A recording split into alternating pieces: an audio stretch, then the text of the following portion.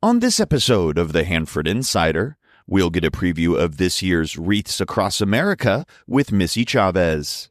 Rob will highlight some of this week's community events, and I'll be back with your sports report. This is the Hanford Insider for Monday, December 8th.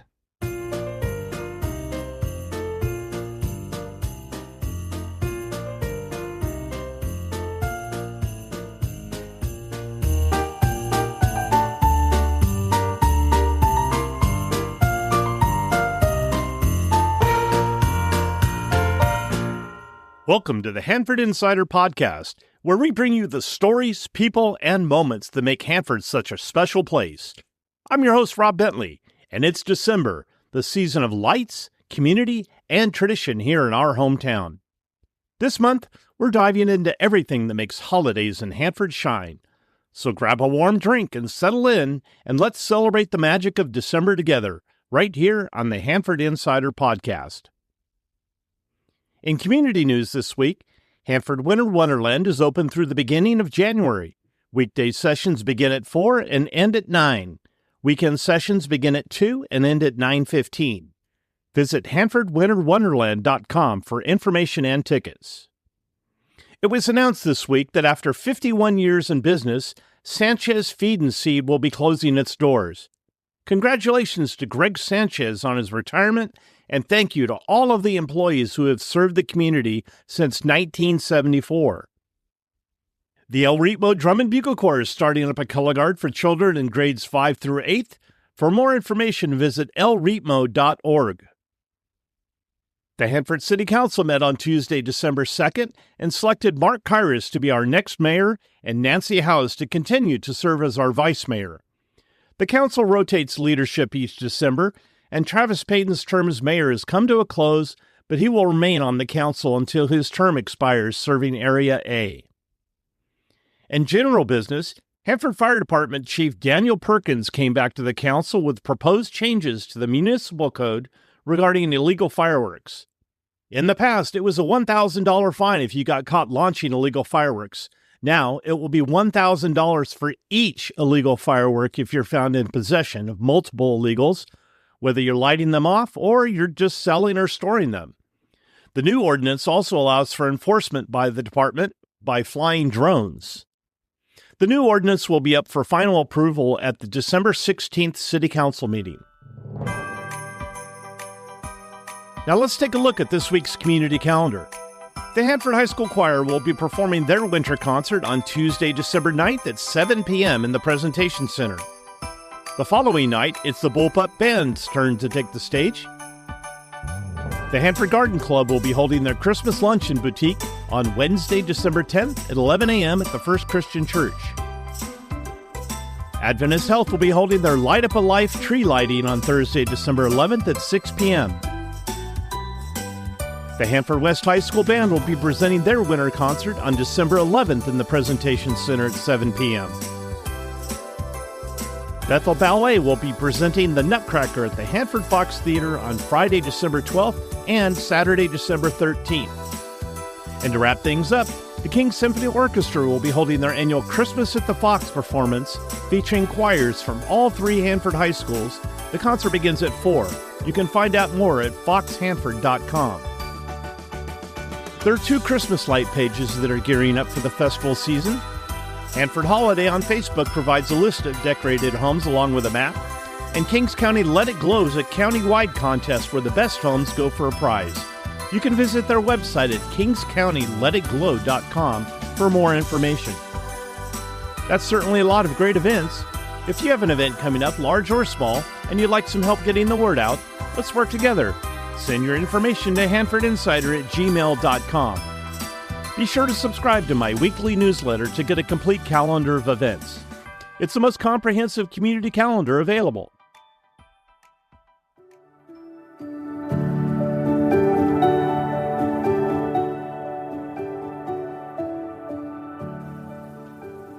Well, it's December once again, and we are blessed to have with us Missy Chavez, who is with Wreaths Across America. Welcome to the show, Missy. Thank you. Thank you for having me again. Missy, it has been quite a year for Wreaths Across America. Last year, I was able to participate in the ceremony, and I was just so impressed by the turnout and the support that you received. Can you tell us more about the Wreaths Across America program and maybe how it got started for those listeners who maybe didn't hear our interview last year? Yeah, so Wreaths Across America is an international organization. So it began, I believe, back in 1992.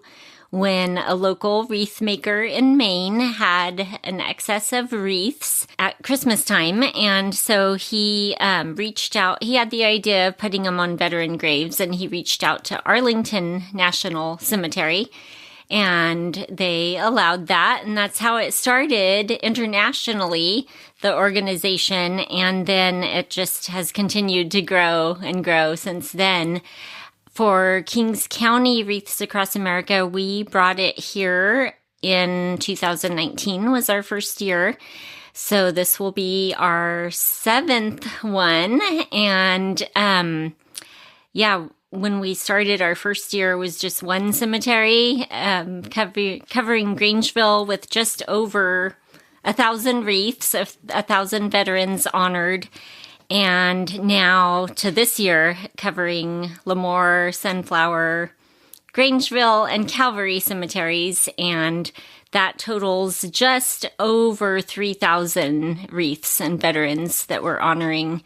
So yeah, it's every year we get a bigger crowd at the ceremony, it seems, and more people finding out about it and coming out and supporting us. And it's a year-long process. This is not something you just get together that day and do. I know there's a lot of work and effort that goes into securing the wreaths and getting sponsorships. What work has been done so far as preparing the cemeteries for the ceremony? Well, this past Saturday, the 6th, we marked the graves at the cemeteries. And so we have crews of volunteers that come out to help us do that. And then for the ceremony, the ceremony day is when we will be laying the wreaths. And people can look for how we have marked the wreaths, and then that's how they'll know which headstone to put a wreath on. And like you said, yes, it is a year-long process. We have a committee that meets once a month, and we fundraise and raise money mostly all throughout the year to cover the cost of the wreaths. Each wreath sponsorship is $17. So with the 3,000 plus wreaths that we get, that's just over $57,000 that we raise. $57,000. Yes. Yeah, a lot of people wouldn't even realize the cost of putting that together. You think of one wreath of $17 and think, oh, that's not much. But when you're doing that many, it definitely adds up, and we definitely could not do it or cover all the veterans that we do without the help and support that we get.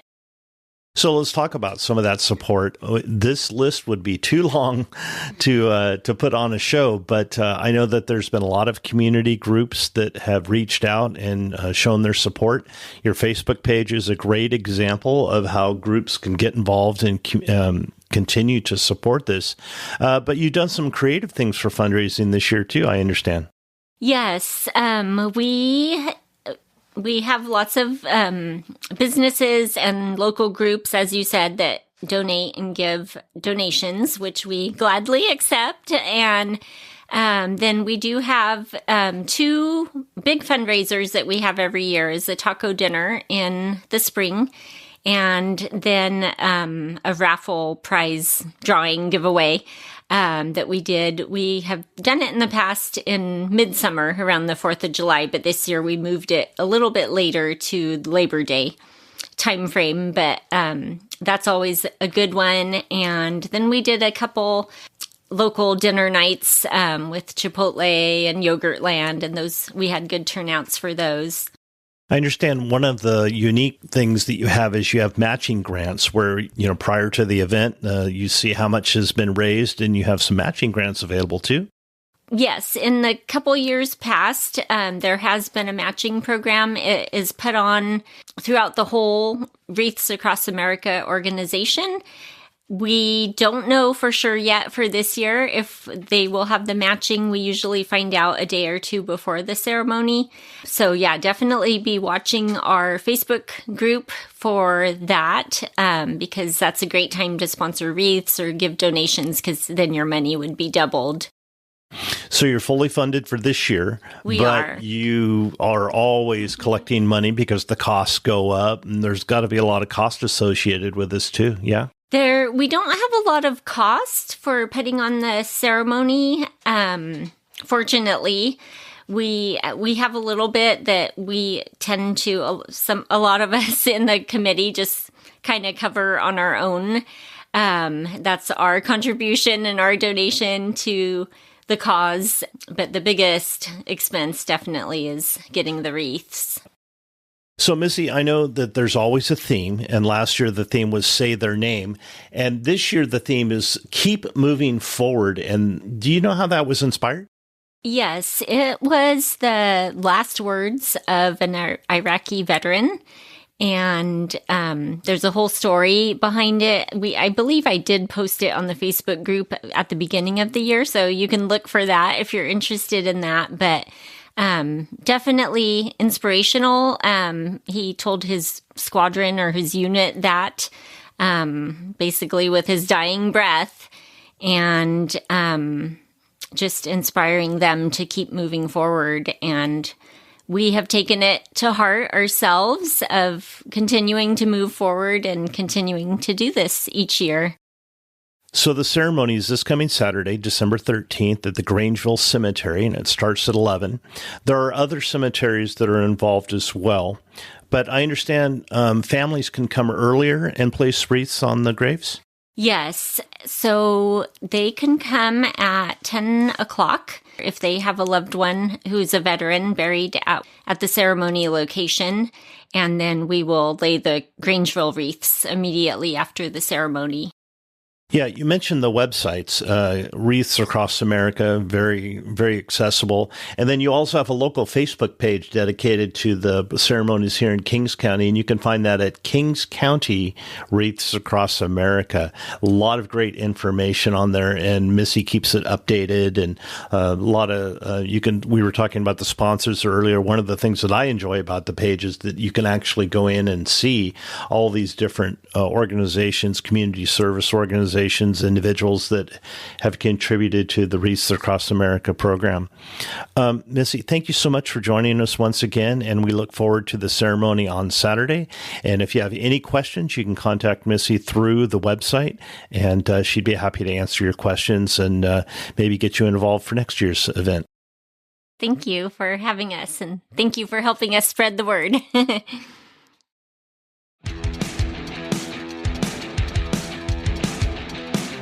And now it's time for Hanford Insider Sports with Eric Bentley.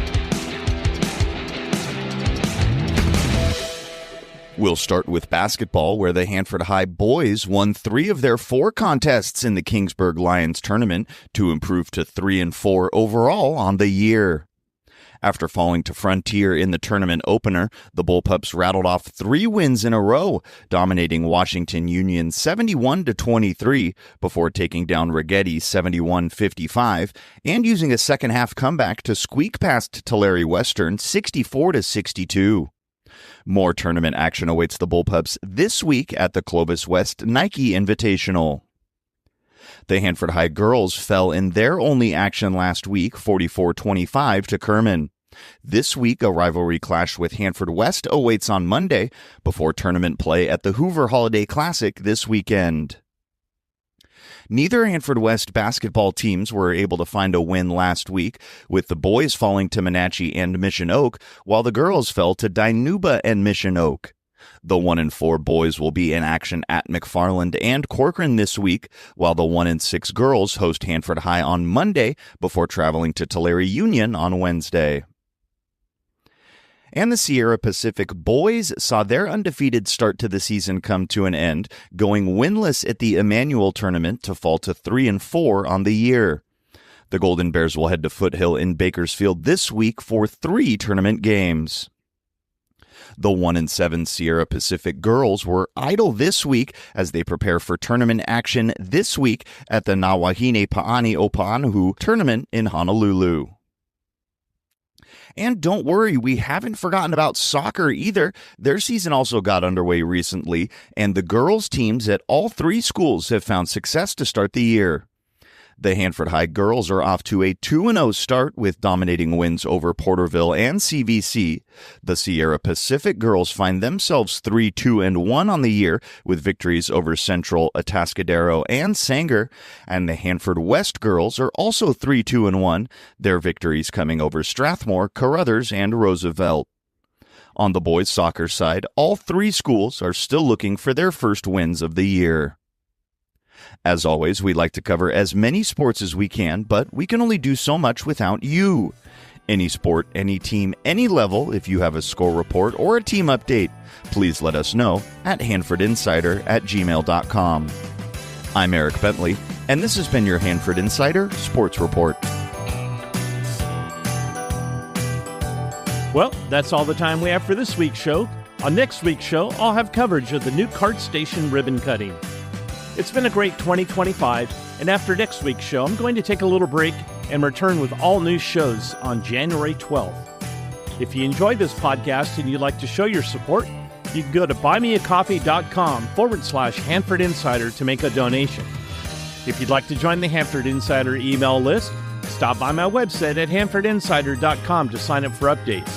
You'll also get an exclusive copy of my newsletter in your inbox each week. I also need your help getting the word out about the show by liking and sharing on social media, or like most people, just telling a friend. For more information about the show, you can find this podcast on Facebook, Instagram, Threads, X, and YouTube at Hanford Insider.